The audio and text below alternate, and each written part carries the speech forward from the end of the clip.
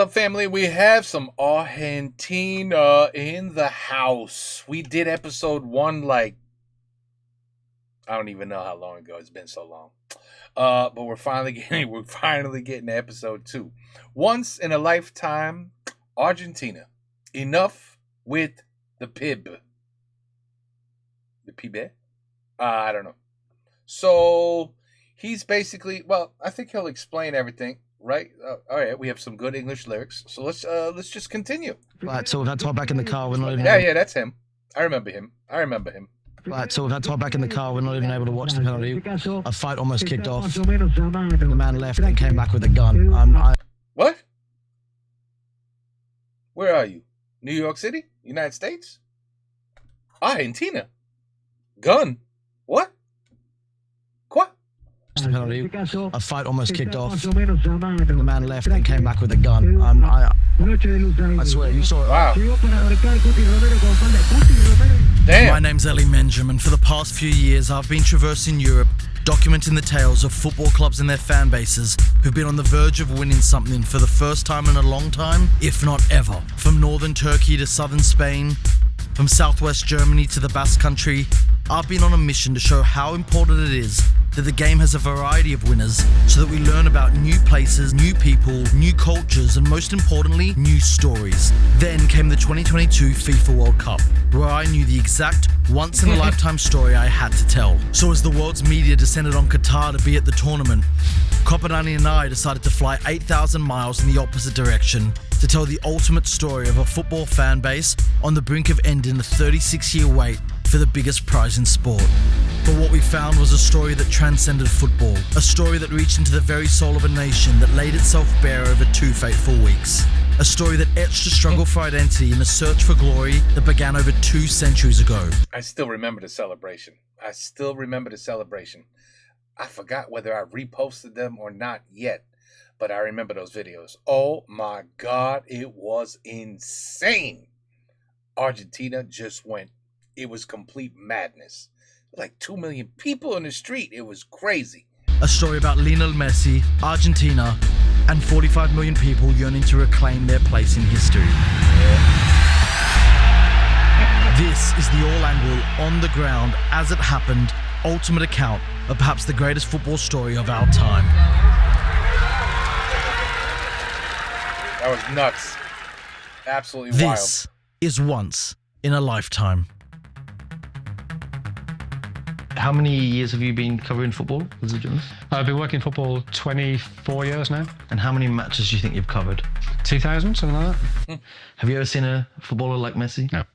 He said no. He didn't even think about it. He was like, no. Not close. His level of consistency is astonishing. For 17, 18 years, he scored 30 goals a season, got 15, 20 assists a season. And nobody in the entire history of football has had anything like that level. Born and raised in Argentina's second city of Rosario, the moment Lionel Andres Messi took to the uneven pitch of his local football club, Look at this kid. Grandoli, the game of football changed forever. And he starts dribbling past everybody, and suddenly his brothers realise this isn't normal. Some people are just born with a gift. By 7, he signed to boyhood club Newell's Old Boys. By 13, he signed by FC Barcelona. By 16, he's By 13, he's signed. What? already in their first squad, and by 21, he's the star of Pep Guardiola's legendary side. They're the greatest team I've ever seen. And Messi is the best player in the best team I've ever seen. He's what takes that side and turns it from being very, very, very good to utterly exceptional. The next decade and a half sees Messi achieve every club and individual award several times over, with goals, assists and performances that truly defy belief. But don't take my word for it. Leon is for me the best. He's a one-off for me, and it was just great to be in the same stadium as him. But Leo is just a freak. What he does is unheard of. I mean, I don't know if you will see that ever again. Then there's his stats with the club. 10 La Ligas, 7 Copa del Reys, 4 Champions Leagues, 3 FIFA Club World Cups, 534 goals and 303 assists. Each and every season, Messi seemed to raise the bar to new heights for FC Barcelona. But back in Argentina, things are a bit more complicated. And Messi is like, I don't know. Wait, you still believe that to this day? Yes, to this day. You see, for many Argentinians, as happy as they were to see a compatriot at the top of world football again, the reality was, whilst he may have won everything at Barca, when it comes to Argentina, despite his record amount of goals and assists for the country, whenever Messi went to a tournament with the national team, they came home empty-handed. Messi is like having a son that you know he can do better. He can do better, but he's not doing it. There's this desperate desire for him to pick up from Maradona, for him to lead them to glory. When that doesn't happen, there's this intense frustration. Deep inside, we love him, but he needs to win. He needs to win, you know? That's it. And yeah, of course they're proud of what he does for Barcelona, but he's doing it for Barcelona. Argentinian fans want him to do it for Argentina. Este país, con todas nuestras dificultades, nuestras carencias, le exigen a Messi hacer todo como si fuera Dios y No como si fuera nos Dios, salve. como si fuera Maradona. Not like a god, like a Maradona. Y nos salve. But surely the idea is Messi must lead them to glory. It doesn't happen. Firstly, there's the World Cup heartbreak, where in 2006 he only plays a bit part role, which sees a quarter-final exit. In 2010 he plays every match, but once again, they're out in the quarters. Then came the 2014 World Cup in Brazil, where Messi scores 4 goals, earns player of the tournament, and leads Argentina to their first final in 24 years. But he took you to a World Cup final. Yes, but we didn't win. Oh man, these guys are picky. You know, I'm not gonna lie, I would say the same. Hey, the Giants went to the Super Bowl, but we didn't win. We got killed. Baltimore Ravens. I haven't forgotten. And it's like that for you. Who remembers the guy who came in second? Ooh, that's an amazing line. I mean, it's ludicrous, and I suspect most He's of them right. know it's ludicrous. But that doesn't stop the yearning. And that thing, you know, inside of me, even if I know logically that it's not okay, it's still there, lingering somewhere. It's a mix of like the way of the Argentinian and so many years of not being able to actually winning it. Sometimes coming really close, like in Brazil, you know, it was like a dream come true to win it in Brazil at the Maracanã Stadium. But I'm willing to say this. If he would have scored a goal in 2014 and we would have won the World Cup in Brazil, everything would be different. Argentinian fans want him to do it for Argentina. Maradona did it for Argentina. Why can't Messi? If he's so good, why can't he do this? No, pero nunca jugó ni la mitad de lo que jugaba en Barcelona. Inclusive yo, no podía creer cómo la magia que hacía en el Barcelona y no en la selección. No me convenció demasiado, porque venía de la sombra de Maradona. But in speaking to younger Argentinians, it's evident that this isn't a sentiment shared by all. ¿Quién es mejor, Messi o Maradona? Messi. The younger generation lives for Yeah. a very different way. Les dice que a Ezequiel le gusta más Maradona. Pero a mí me gusta más Argentina. It's a globalized generation that sees football in a different way to the older generation. It was really, really tough on Messi for me. You don't think it was justified? No, not at all. So younger generations never seen Argentina reach the heights in the game, and so there is that tension. I mean, I've heard stories my whole life of my parents talking about 86, Maradona. I've been fed those stories constantly while never quite watching it for myself. How much does your dad tell you about 86? How much do you hear about 86? Yeah, since I was born, maybe twice a week, he remembers me when we drive in the car and there is not much to talk. He like tells me, no, because in the 86 we did that, we did this. Stories that I have already done because are always the same. Yo el 86 tenía 1 año. Sin embargo, o sea, todos los de nuestra generación vimos todos los partidos, todos los videos, todos los relatos. Yo voy al clásico argentino llamado creo que Héroes. That's like, you know, when LeBron went into basketball, he had to fill Jordan's shoes. Everybody compared him to Jordan. You do not want to be compared to Jordan. Just like I'm sure Messi was like, do not compare me to Maradona. Please don't do that. Please, please. Yes, but hey, that's the way it is. That's the way it is. And still today, everybody's like, nope, Jordan's better. Jordan played in a harder league. Everything was harder. Everything was more difficult. You play in a soft-ass league where everything's a foul. Nope, you cannot beat Jordan. Jordan is number 1 in my heart till I die. And that's how a lot of people feel. And LeBron's just like, you know, this is bullshit. I'm like the greatest player in the NBA. No one's even close. And yet, I'm still in the shadow of this son of a bitch called Jordan. You know what I mean? That's probably what Messi went through. Era una y otra vez, cuando era chico, llegaba a la escuela y ponía eso y lo veía a Diego y a Diego y a Diego. Nadie no sabe de memoria el relato de Víctor Hugo de Barrilete Cósmico, ¿no? Sigo mirando los goles de Diego. Miramos repeticiones en casa, miramos documentales. Hay una película de los campeones del 86 que la miramos casi siempre. Sí. El campeón imposible. Linda. Well, the older generation said you never saw Argentina reach the heights. You never saw a player like we saw Maradona in his heyday. Do you think there's a difference in generation that older people are stuck in the past and they're looking at it with rose-tinted glasses? Yeah, but that's football, right? It's the experiences around you that define you. Maybe I like to, it's a way to, how can I say, live again my childhood. I don't know, but I really want to win.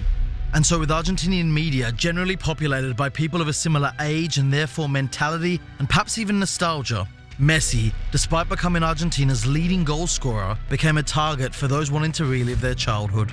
Debe jugar mejor en el seleccionado argentino.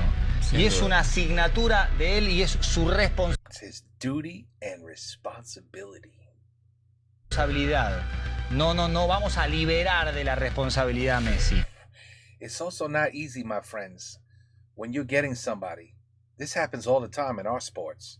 You see somebody who's amazing, like they are amazing, and they're on another team. You want them to be on your team, and then you finally get them on your team, but like 10 years later. And you forget, my man's 10 years older. He's not the same player no more. So I'm sure Messi in Barcelona was a beast. Like a beast. But then, you get older.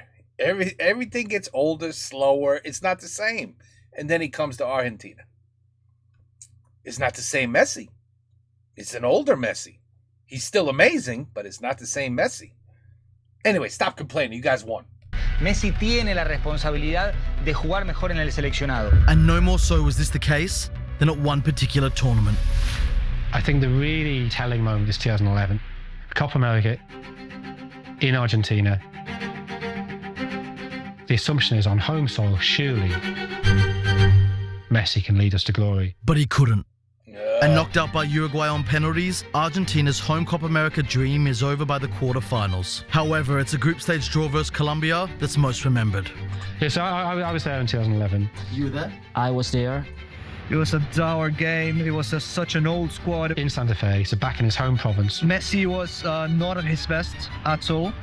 And when the final whistle blew, the whole stadium jeered on him, booed him. He has no balls. He's got no soul. I just genuinely couldn't believe what I was hearing. Damn. You could sense that it was against Messi, not just against the team. The Argentinians booed Messi. I can't even fathom it. He was not just booed. He was booed in his own province. Wow.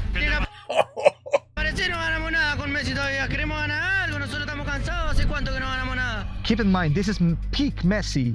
This is 2011 Messi. Oh, I see. Oh, I didn't know that. I didn't know that he was peak Messi. Okay, well then, forget what I said before. Champions League winner. Champions League. Ballon d'Or, that final against United. That's why people were so angry at him, because they were watching Messi at Barcelona winning everything, tearing opponents to shreds, and they were asking, why can't we have that Messi for ourselves? What was your reaction to it when you heard the jeering? My reaction was... Agarra la pelota y no la tiene como con el Barcelona. Damn Barcelona. It was completely breaking us because we wanted to look like Barcelona, we wanted to train like Barcelona, we wanted to play like Barcelona. Necesitamos un 10 en la selección. Está jugando. Ese no es Messi. No es Messi. And we were unable to do that. We were not Barcelona, we had no Guardiola. But at the core of the criticism, it wasn't so much about Messi's skills as it was about something deeper. No tiene la sangre que tenía Maradona. Ojo, no tiene la sangre que tiene Maradona. I think it was before the Colombia game, and I went to a wine tasting, and the woman in charge of the vineyard, I was talking to her about football. She was saying, we should drop Messi and it should be all about Carlos Tevez. And I was just saying, but what do you mean? Have you seen Messi? And she's like, no, Tevez has got it here. And for Argentinians, it's there that counts the most. Es un pecho frío, camina a la cancha. Pecho frío, cold chest, a bottler. Ter pecho frío es como no tener sangre. Not having any blood. Pecho frío acá quiere decir un jugador que no pone toda su fuerza. It's someone who can't produce the goods when it matters. See, and that's Michael Jordan to a T. Gave 100,000% every single game. Was a beast and wanted to always play the best players. Wanted to defend the best players on the opposite side, and always wanted to just destroy everybody. That's the blood they're talking about. Jordan had that blood. Como que no tiene la sangre caliente para ir a hacer lo que tiene que hacer, o como que le da lo mismo el resultado. And with that, there's the personality. You see, Pecho Frio is just as much a critique of the person as it is the performance. Que le falta carácter. His problem is he's not very expressive. Argentines are expressive, they're boisterous, they're loud, they cry, they laugh, they shout. And so seeing Messi, someone who isn't naturally that extroverted, just they're two worlds that collide. His demeanor goes against him because he looks like very introverted. Sí, siempre fue muy correcto, muy educado, muy respetuoso. Sí, más allá de lo que él sintiera. Why is that a problem? In many countries that wouldn't be a problem. Why is that a problem here? Because we're not in Sweden, man. We're here. We're not in Sweden. We're here, baby. Ooh. You're expected to show your emotions in Argentines. That's what Argentines do. Here, people like to see tears, blood, sweat, sacrifice. You just can't do it. It's sacrilegious. You can't not show your emotions. We want that. We like that. I don't know why. But that's the way it is. And so even in his body language, Messi found himself in the shadow of Maradona. Messi es políticamente correcto. Maradona no. And do you think because of that, that's why Argentinians might like Maradona a bit more because he broke the rules? He was a bit more extroverted? Yeah, who the hell? Nobody likes politically correct bullshit. Nobody likes that. At least not that I know of. I don't know a single soul. ¿Qué dijo? ¿Vos crees que a los argentinos les gusta Maradona porque rompía las reglas y eso? ¿Sí?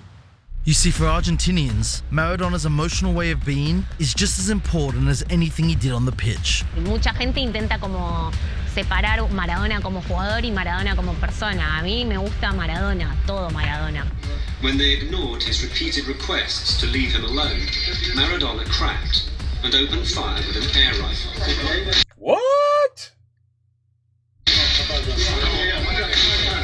Diego es la máxima expresión de un ser argentino, ¿no? Como de nuestras propias contradicciones. Yo asumo que Diego tiene un montón de facetas que no me gustan, que me enojan, y también que me identifican. But criticism of Messi didn't stop at his supposed pecho frio. There's been many criticisms of Messi. What are some of the ones you've heard of in the past?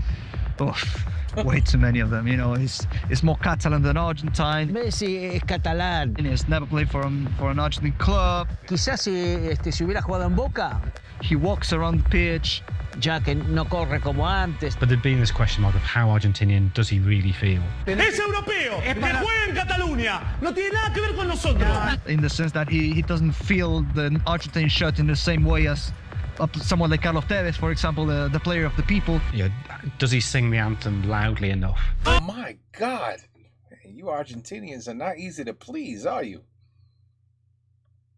Is it that difficult to get a nice, beautiful Argentinian woman?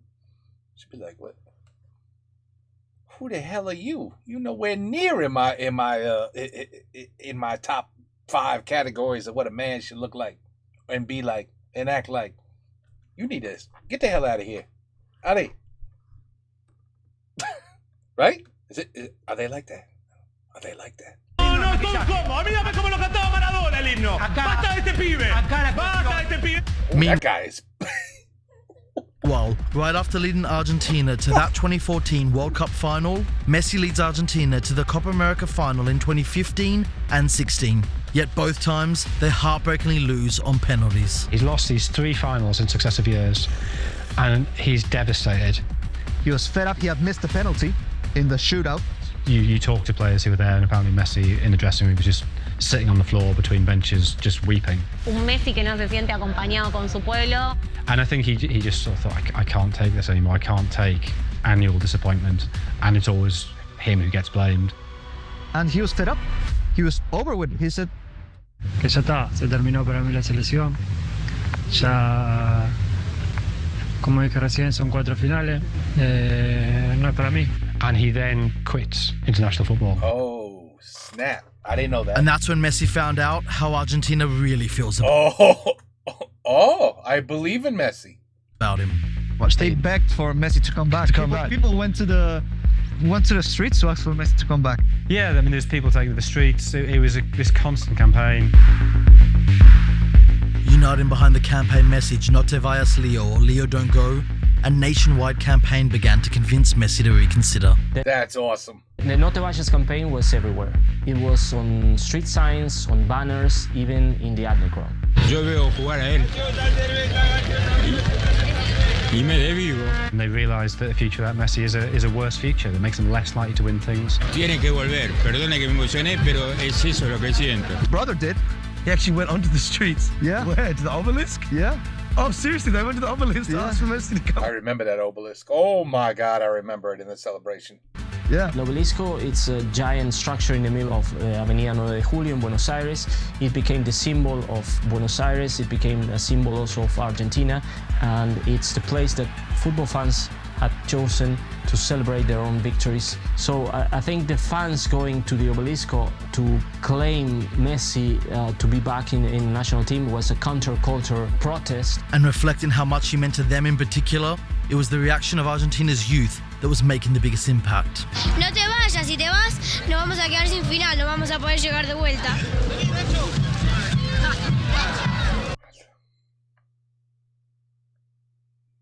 I promise you, I don't think we have anybody in that age category over here that would get that emotional over a sports player or team. I really don't think so. I have to look at that again. That's unbelievable. National team literally broke this little girl's heart. Was a counterculture protest. And reflecting how much he meant to them in particular, it was the reaction of Argentina's youth that was making the biggest impact. No te vayas, si te vas, nos vamos a quedar sin final, no vamos a poder llegar de vuelta. From handwritten letters. Tengo 8 años y estoy muy triste de saber que te vas. To emotional outbursts. Porque eres el mejor del mundo y no se tiene que retirar nunca. Ni cuando tenga 200 años ni nunca. It was the generation still waiting for their own 86 that were leading the sentiment. No te vayas, sin vos la selección no es nada. Te amo, Leo. I wonder how the other players feel. You imagine being another player on the team and you hear all this? Like, you guys ain't nothing without Messi. Damn, that's pretty brutal. And whether it was the crying children of his homeland or just his sense of Argentinian duty, eventually, Messi came round. But that is the moment when it changes. So this new Messi was suddenly there. And it felt like he was more willing to take things by the scruff of the neck, you know. We received Messi the White, like Gandalf, you know, the new version of Messi. Sí, hubo un cambio notorio en su personalidad. He had something of a fire burning inside him. Es como acordarse de Maradona a veces. Eso, exactamente. Me encanta que usar el término maradoniano o endiegado. And so, he dyes his hair, he gets more tattoos. He was red carded in 2 games for Argentina. You know, he was crying up to Gary Medel. He also refused to receive the runners-up medal in the Copa America 19. He started attacking CONMEBOL in public. Repito otra vez, en esta copa se cansaron de cobrar boludeces. De mano boluda, fule boludo, penales, pelotudo. Y hoy ni siquiera fueron al bar. But just the fact that it's a whole new man. Messi could, you know, criticize CONMEBOL, call them corrupt. That's the South American Football Federation. Exactly. There's a huge spat with the press, which he'd always been pretty good with the Argentinian press before that. Estamos acá para comunicarle que hemos tomado la decisión de no hablar más con la prensa. Antes Messi era, no, pará, está todo bien, pará. Y ahora no, y ahora el loco es Maradona.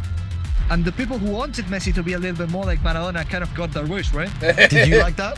Yes. Why? Because he came more Maradonian, maybe more Argentinian? Because he showed he's not pecho frío. What did he show? Wow. That he's character, strength. Blood! He showed that he has blood. The retirement, and then coming back, it was almost like it cleared his head. He'd always been slightly cowed before that. He'd sort of tried to fit in. And I think he thought, well, actually, I've already retired. I've already seen the worst. So I'm just going to be me. ¡Claro! Lo que demostró es tener huevo, tiene coraje, es grande en todo sentido. Aprendan a conocerlo. Los que hasta ahora no lo conocían, esta Copa América lo conocieron. Siempre fue igual. Lo que pasa es que ahora se dio a conocer. And as for the absurd idea that Messi didn't feel Argentinian, his favourite food is Argentinian, his favourite films are Argentinian, his favourite music is Argentinian. His wife is from Rosario. They've known each other since they were kids. His whole extended family is still in Rosario. He visits them very frequently as well. And of course, anybody who listens to Messi, he's still got a very distinctive Argentinian accent. Y es un pibe que se fue a los 14 años, que podría tener un acento español. Y sin embargo, se come las heces como cualquier rosarino o rosarina. I mean, have you heard him speak? Have you heard him speak? I mean, he speaks with not just with an Argentine accent, but with a Rosarino accent. but nothing sums up Messi's love and desire to play for Argentina more than the story of how it all began in the first place. It was 2003, and Messi's father contacted us in a Gráfico. At the time, Spain were lurking, trying to convince him to play for Spain, and Messi didn't consider that as an option. He wanted to play for Argentina. The problem is that no one knew him in Argentina yet. And the father of Messi asked if he could send us some videos so we could see him play and maybe alert or notice the manager of Argentina, because he had no direct links to AFA. I remember when we were seeing the videos, these amazing videos, and now we know from YouTube and internet, but at the time they were a treasure that we received directly from Jorge Messi. And of course we had to publish that story, make the comparison with Maradona, and we contacted the national team manager at the time, and it prevented Spain from convincing Messi to play for them. And this, I think, sums up how much Messi always wanted to play for Argentina. And so, with a new Messi who evidently appreciates Argentina, and an Argentina feeling the same way back, a new connection formed. The connection the players have with the national team at this point is at an all-time high.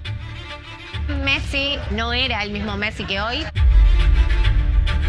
La gente cambió con él. Lo que pensaba de él cambió. Sin lugar a dudas, creo que también se acerca mucho más al pueblo y por eso el pueblo lo abraza más. And so, when Argentina crashed out at yet another World Cup, this time at Russia 2018, whilst they still face some backlash, the blame starts to shift, notably to their erratic manager, Jorge Sampaoli. Y un equipo a la deriva, con un entrenador que, bueno, define así las cosas. Argentina were finally realizing the problems were far bigger than Messi. So imagine that between 1969 and 2009, in 40 years, Argentina had 9 permanent managers. And in Messi's 15 years in the national team, he had to deal with the same amount of managers. Yeah, I mean, when you take into account the fact that since Messi made his Argentina debut, no manager has ever completed a World Cup cycle. Like, what, the 4 years? The 4 years. No manager has ever managed that.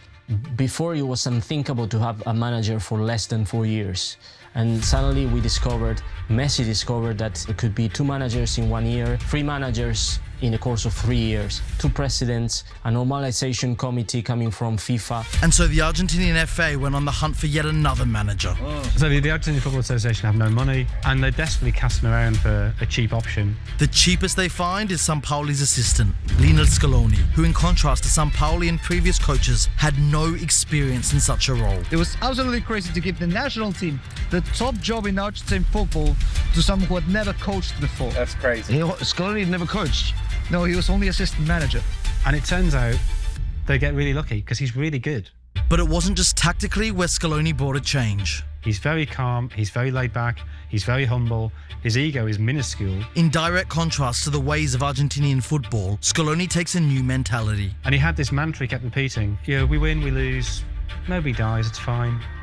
People get too excited about football. It's only football. And that, I think, is... Oh, shit, don't tell that to... That... I was going to say, don't tell that to an Argentinian.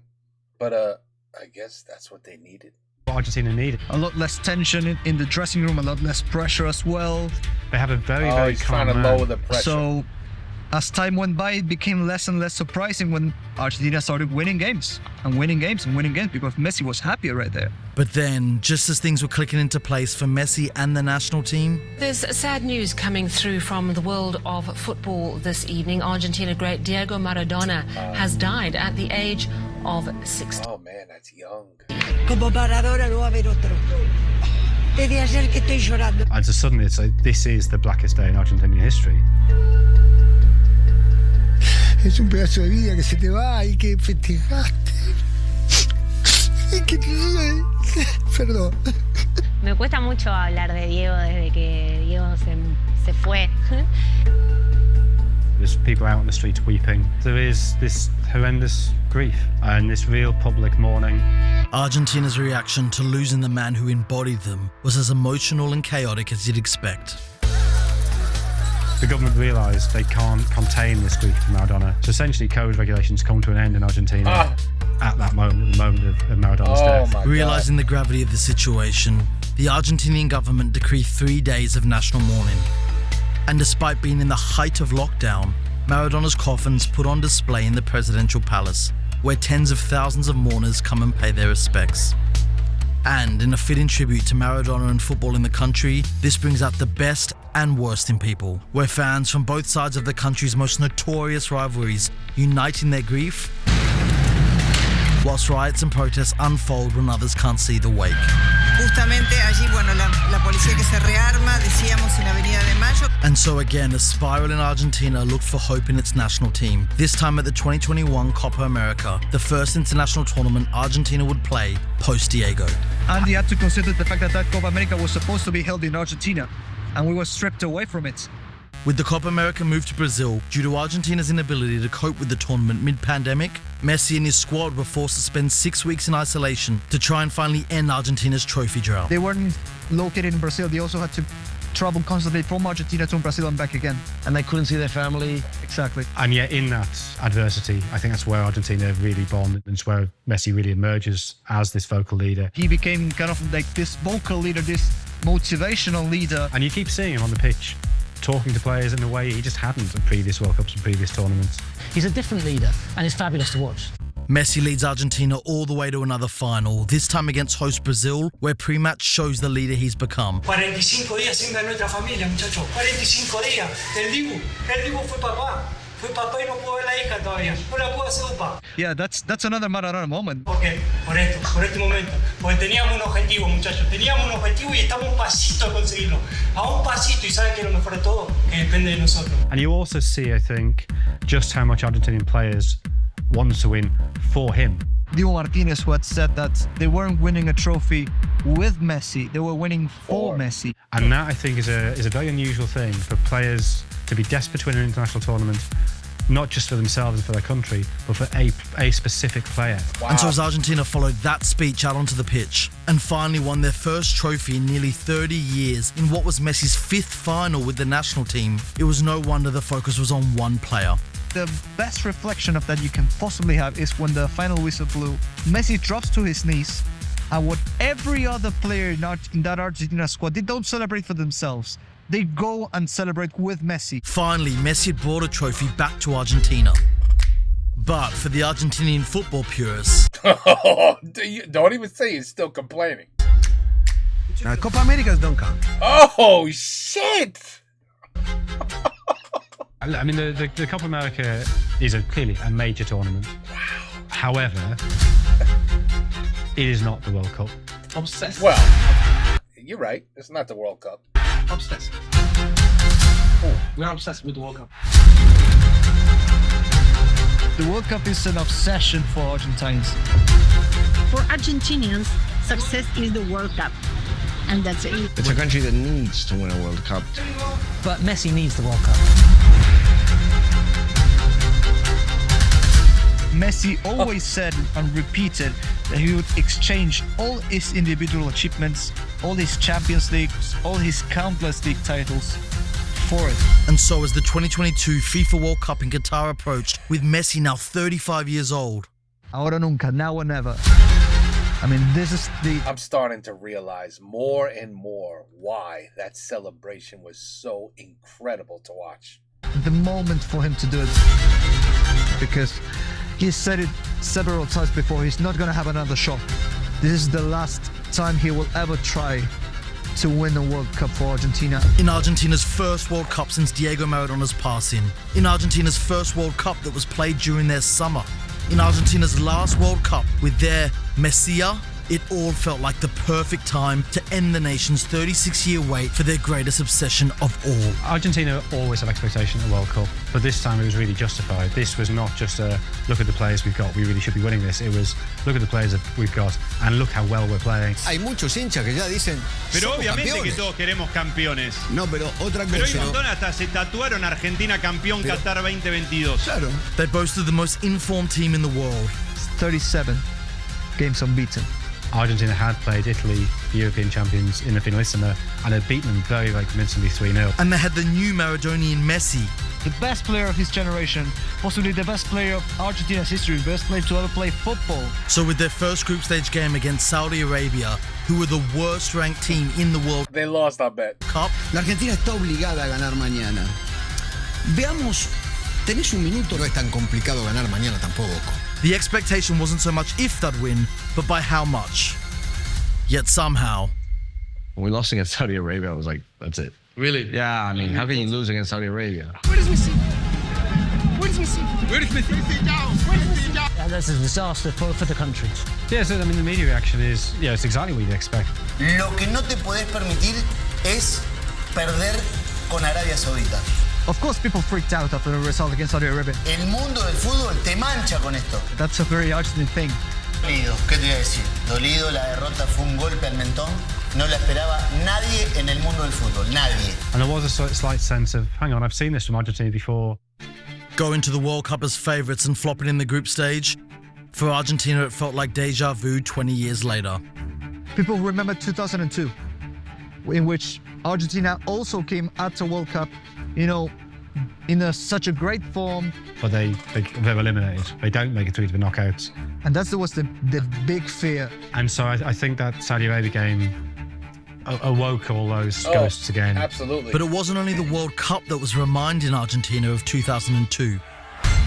Crisis económica, pobreza y desempleo. Es lo que enfrentan miles de argentinos que se volcaron a las calles. It's always a tough moment for Argentina, but especially now, I mean... El 50% de la población por debajo de la línea de pobreza. It's very, very difficult for Argentina to get by every day. Because it wasn't just Maradona's passing that had caused turmoil on the streets of Argentina. I've heard of that. Several policies that have sent our economy into chaos. And so, similar to 2002, 2022 saw demonstrations and protests once again become a daily part of Argentine life. Yeah, I think there was a sense of Maradona's death, it was almost sort of the final straw, that everything was going wrong. On the amount of families who are living without electricity right now. Economy was in a mess, unemployment was rising, inflation was rising. So it's a country that at this point lives with inflation. Inflation is running at 92% year to year right now. 92%. By the end of the year, it's about to reach 100%. So you imagine what that does to your income. What the money that you earn in January is worth half 12 months later. And so more than How sick is that? ever, this World Cup was about so much more than football. For Argentines, this World Cup's more than just a distraction. Needed something to celebrate, something to believe, something to be hopeful about. Yet one game in, it already looked doomed. So after the Saudi game, we couldn't lose anymore. One more loss and we're out. They play Mexico next. If we would have drawn against Mexico, we were out in the second game. So basically it was sudden death from that moment on. And perhaps because of that, which makes their win even more incredible. Argentina played even worse against Mexico. You see that first half against Mexico, they were all, extremely feeling the pressure that one wrong move and they would be out. All the trouble they built up since 1990, all of that would have been weighing on them even more heavily. They were really nervous. They were shaking. We've messed it up again. We get to another World Cup and we've messed it up. So Saudi Arabia wasn't even the low point. It was half-time against Mexico. Yes, we're drawing 0-0. So if that game stays 0-0, Argentina would have been bottom of the group. Okay, we still have 45 minutes. But you need a miracle. We needed a miracle. And that miracle came through? Mr. Messi. Who else? And it's Messi again. It has to be Messi. Who else? It's the perfect shot. and the ball went exactly where it was supposed to go, like right next to the post. Someone as great as goalkeeper as Ochoa could not reach that ball. I mean, what can I say, man? Like, it wasn't just that he scored a regular goal. It was another one from outside the box from nothing. Just like how they described Maradona in '86. It's a single moment where, like, one player has grabbed the tournament by the scruff of the neck and won it. Now it was Messi's turn. El primero de Leo fue con bronca, como esas jugadas de Jordan, de Diego, que tenían que aparecer de alguna manera con un salvador. And then that was it. Argentina were suddenly remembered how to play football again. They remember that Messi, let's be honest. That Mexico win's followed by a 2-0 win over Poland. And that takes them to the knockout stages, where they beat Australia in the round of 16 thanks to another goal from... and Messi. So with Argentina booking their place in the quarterfinals against the Dutch and only 3 games away from potential World Cup glory, Papa Nani and I decided to head out to the land of silver to experience firsthand what could truly be the ultimate once-in-a-lifetime story. Well, a very warm welcome here to Buenos Aires. Time now has just gone 20 minutes past 10 in the morning. Nice. Next time on Once in a Lifetime. I forgot how great these are. It's got some relation to attention, like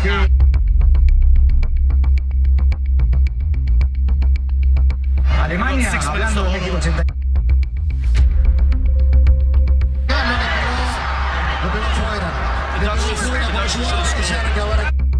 even though they still had Look at that, man. A 1-goal lead.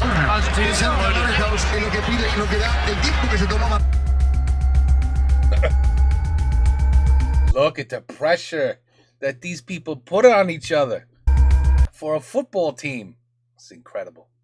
Argentina, man. I get it now, people. I get it. I get it. I get it. Damn, this was well overdue. This was an excellent video.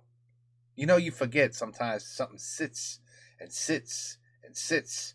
And I've seen this video plenty of times up there in one of my tabs. And I'm like, 35 minutes. I don't have time. I can't do that right now. I have so many other things I need to do. Well, today was just a magical day. Today I had the time. So I'm glad I did, because that video was excellent. And I'm learning more and more, and it's a beautiful thing. And episode 3. Yeah, we definitely got to watch 3 now. All right, guys. Woo, awesome video. Messi. Man, the stories in this one were incredible. They really were. The swing